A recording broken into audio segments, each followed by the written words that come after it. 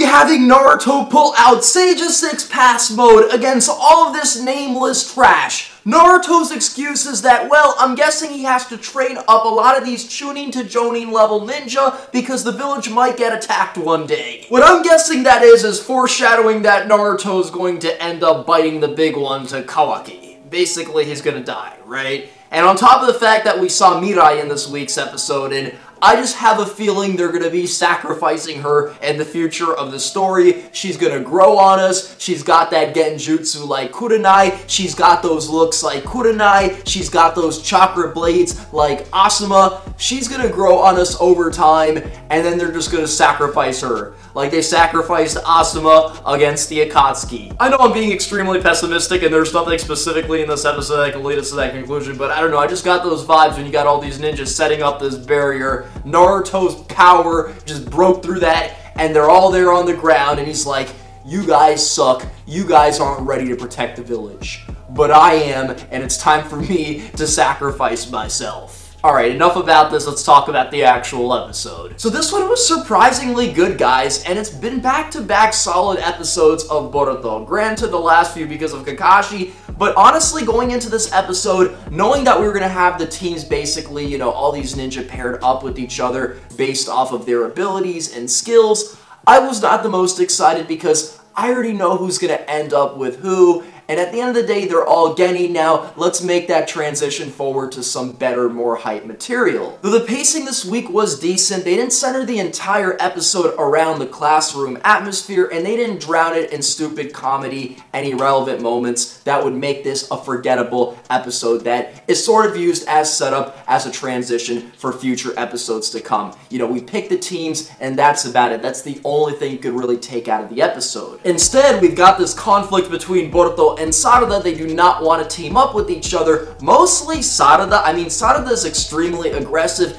and I'm guessing that's because she has the goal of becoming Hokage, whereas Boruto will shit all over that. He don't care about the Hokage. He does not respect his father. He's really indifferent. He doesn't mind pairing up with Sarada because he might want a low-key hit in the future, but really he doesn't care. He doesn't have any specific attachment to these teams, or to the shinobi lifestyle in general, to be honest. He just kind of wants to be lazy and have a good time with his friends, which is why he wanted to pair up with Shikadai, but it's not based off of pairing up with your friends. Otherwise, we would have had Chocho and Sarada on one team, which would have been absolutely disastrous. Imagine having those two on the team, guys. This isn't me hating guys. Chocho might end up being a solid, beautiful shinobi one day, but every single interaction that Sarada and Chocho have had has been completely meaningless and is really centered mostly around chips. Or about where's my daddy, okay? And I know it's supposed to be funny, it's comedy, but I wouldn't be able to take it seriously. Like,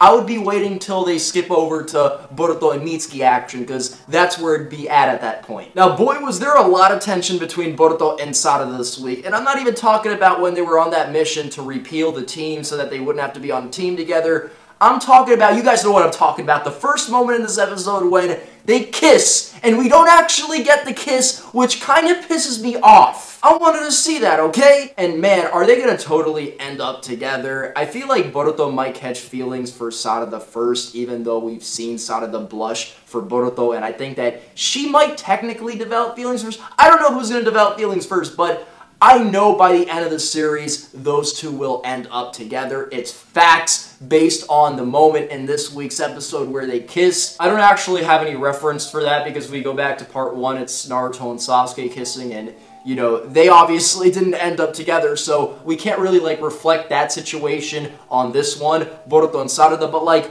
who else is Boruto gonna end up with other than Sarada? Like, you could feel the sexual tension already in this episode. I mean, one of the reasons why Boruto sucked in the fight against Mirai is because he was just staring at Sarada's booty the entire time. You could try and deny it, you could say that's not what it was, but listen, the reason they both ended up sucking, according to everybody observing, specifically Mitsuki, who's like a genius, like, dang you Skype. Mitsuki's like a genius, and he basically said that Sarada, she wasn't, you know, fighting as her usual self with her shuriken and all of her strategy because she was too focused on using the Sharingan to try and draw out Mirai's weakness. Whereas Boruto was just waiting on Sarada, like waiting on Sarada to make a move and just really focused on Sarada. That's pretty much what it was.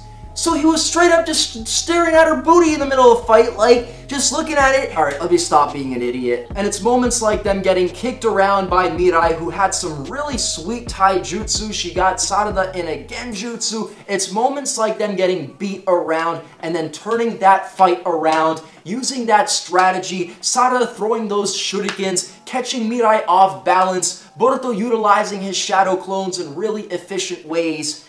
They come up with a win against Mirai. And of course, this is just Mirai. She's a chunin, even though I think that she's going to develop into a really sweet shinobi herself. She's going to get a lot more powerful, and eventually she's probably going to be sacrificed. I mean, listen, we got foreshadowing at the end of this week's episode when she was there, like, left all alone, tied to that freaking bridge. Ain't nobody come there to save her, and that's a sign that she'll eventually be used as a sacrifice. Like, XXXTentacion, you know, the anime fan rapper, like, he's gonna use her in some sacrificial ritual to get out of jail. Alright, poor Mirai. I kind of feel bad for her, but point is, you know, Boruto and Sarada, they're going to work together. They're going to have a lot of these experiences fighting even more solid shinobi in the future. That's when they'll start feeling compatible with each other. They'll feel the fruits of all of their hard work, all their teamwork, you know, and that's when they won't regret being on a team together. They'll be compatible in the ninja sense and all the fights in the shinobi world, and I feel like they'll also start to feel more and more compatible as potential lovers one day.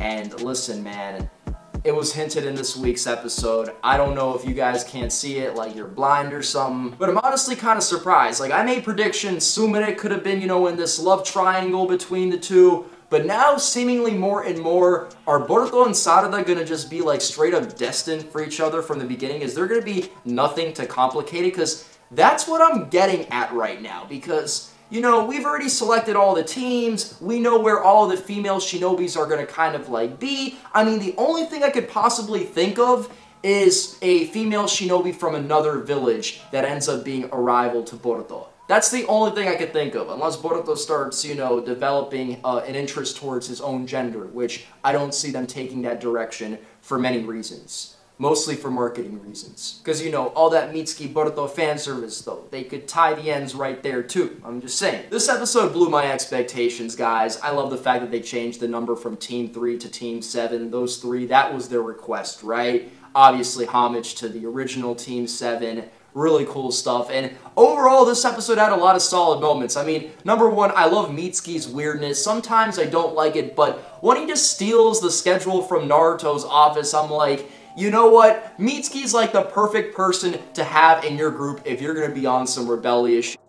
Want to mess around with the world. Mitsuki's the guy to have. You can't only have Mitsuki in your group. You got to have other people as well, because he's kind of boring and weird at the same time. But you could use his skills and his wit to your advantage and get out of any situation. And seeing him pull out those snakes in this week's episode in the fight, basically being used as support to hold that bridge so that Boruto and Sarada could fight Mirai, absolutely loved it. Especially because, obviously, if he were to go in against Mirai, it would have been a one-sided fight and he would have taken her out. Speaking of Mirai, it's nice to see Asuma's daughter grown up. You know, his spirit lives on in her, so if there was any Asuma fans out there, I think you'll particularly like this week's episode. We see her using some solid taijutsu. I mean, she is kicking them around, and it's a shame they did her nasty in the end, because I do not respect her ninja abilities anymore. We're gonna have to get a time skip with her. She's gonna have to come back as a Jonin and really kick some ass. That's what I think we're going to need to see from Mirai for her to really grow on us. And I was genuinely surprised to see Naruto Sage 6 Pass Mode just beating up on all these nameless trashes.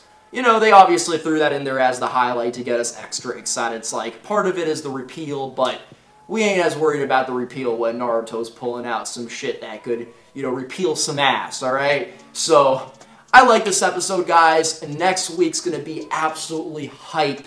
Obviously, Mitsuki backstory is getting adapted. I'm actually going to make a separate video about that. With all that being said, guys, happy holidays. I hope you enjoyed this review. Give me a thumbs up, please, and catch you later.